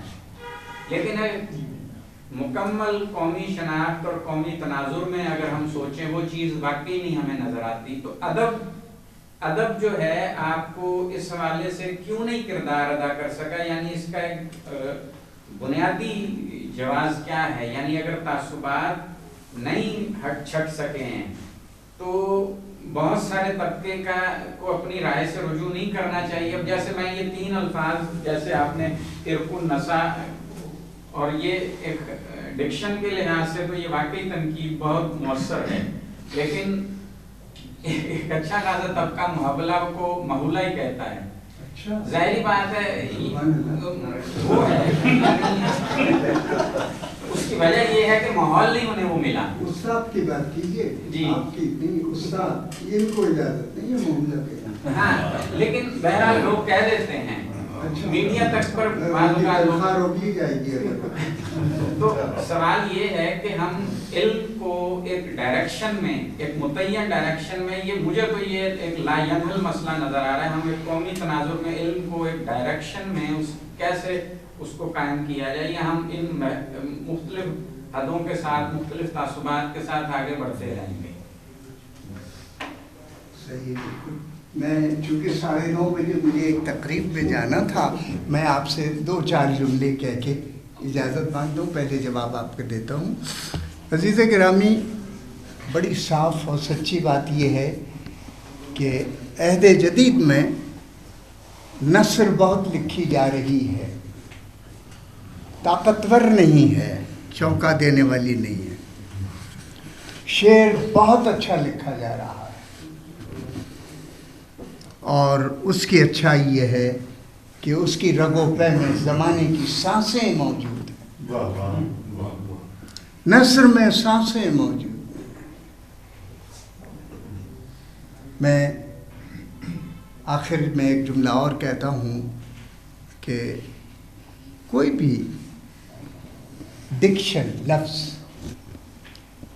آپ کا اختیار ہے. چلتے پھرتے آدمی کا، ریڑھی پڑھانے والا کا، دکاندار کا. استاد تو امامت کرتا ہے لغت کی، استاد، اور استاد کے بعد ادیب. آپ سب لوگ اہل دانش خلافت کی مسلک پر بیٹھے ہیں ادب کی. وہ لفظ اگر ابھی ایک کتاب میں نے سنی، کتاب کا ٹائٹل مصنف نہیں پڑھ سکتا، موقف ہمارا کیا ہے وہ کہہ رہا ہے. کتاب کا ٹائٹل پڑھ رہا ہے اپنی، کیا ہے ہمارا موقف، کیا ہے ٹائٹل ہے. بھائی میرے پیارے، موقف تو کوئی لفظ نہیں ہوتا ہے. موقف کوئی لفظ نہیں ہے دنیا کا. اب آپ کہتے رہے ہوتا ہے، لوگ کہتے ہیں، لوگ تو جیلی بھی کہتے ہیں، جیلی جالی کو کہتے ہیں. بھائی لفظ تو موقف ہوتا ہے یا موقف ہوتا ہے، اور کوئی تیسرا لفظ دنیا کا نہیں. موقف کوئی لفظ نہیں ہے. یا وہ موقف ہے مفعول کے وزن پر، یا وہ مفعول ہے یعنی موقف ہے. موقف کوئی لفظ نہیں ہے، کہیں دنیا میں نہیں ہے، نہ اس کے کوئی جائے. مجھے اجازت دیجیے اور انشاءاللہ زندگی رہے صحیح ہے. اور میرا کہا سنا ماں آپ کے بہت بہت شکر گزار ہیں فورم سارے دوست آپ کے ممنون میں ہیں شکر گزار ہوں کہ آپ مجھے عزت دیا عزت دی اور اتنے بڑے لوگ آپ ویسے سر ابھی یہ اسکالر لگتا ہے دور سے آپ یہ سب کچھ لگتا ہے سر ہر محفل میں وہی لگتا دور ہے. نہیں لگتے شکریہ انہوں نے چھوڑتا نہیں. بھی مان لیا نہیں یہ نہیں بتایا ہمارے